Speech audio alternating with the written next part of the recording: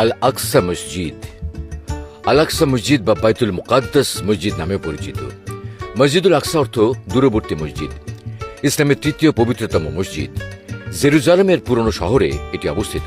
এটির সাথে একই প্রাঙ্গণে কুব্বত আস সখরা, কুব্বত আস সিলসিলা এবং কুব্বত আন নবী নামক স্থাপনাগুলো অবস্থিত।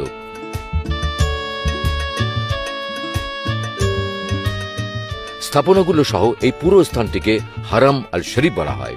এছাড়াও স্থানটি টেম্পল মাউন্ট বলে পরিচিত এবং ইহুদি ধর্মে পবিত্র বলে বিবেচিত হয়।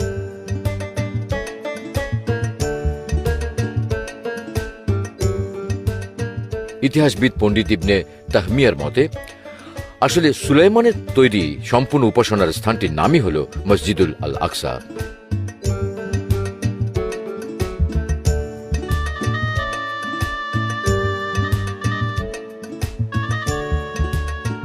মুহাদ্দিসগণ এই বিষয়ে একমত যে সম্পূর্ণ উপাসনার স্থানটি ইসলামের নবী সুলাইমান আলাইহিস সালাম তৈরি করেছিলেন, যা পরবর্তীতে ধ্বংস হয়ে গিয়েছিল।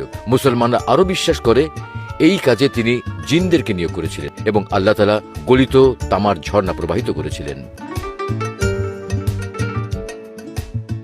বর্তমানে আল আকসা মসজিদ বলতে বোঝায় কিবলি মসজিদ, মারওয়ানি মসজিদ ও বুরাক মসজিদ, এই তিনটির সমন্বয়, যা হারাম আল শরীফের 4 দেয়ালের মধ্যে অবস্থিত।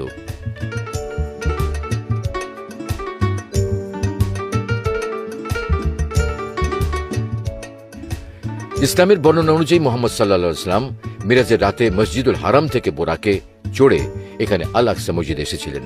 মুসলমানরা বিশ্বাস করে এই স্থান মুসলিমদের প্রথম কিবলা।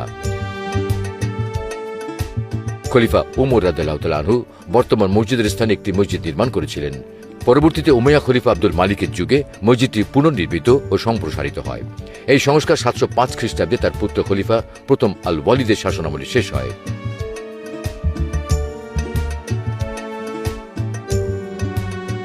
746 খ্রিস্টাব্দে ভূমিকম্পে মসজিদটি ধ্বংসপ্রাপ্ত হলে আব্বাসীয় খলিফা আল মনসুর এটি পুনর্নির্মাণ করেন।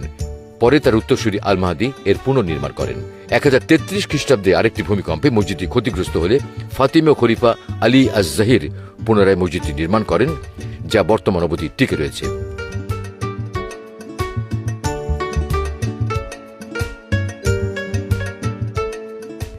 বিভিন্ন শাসকের সময় মসজিদটিতে অতিরিক্ত অংশ যোগ করা হয়। এর মধ্যে রয়েছে গম্বুজ, আঙিনা, মিম্বর, মেহরাব।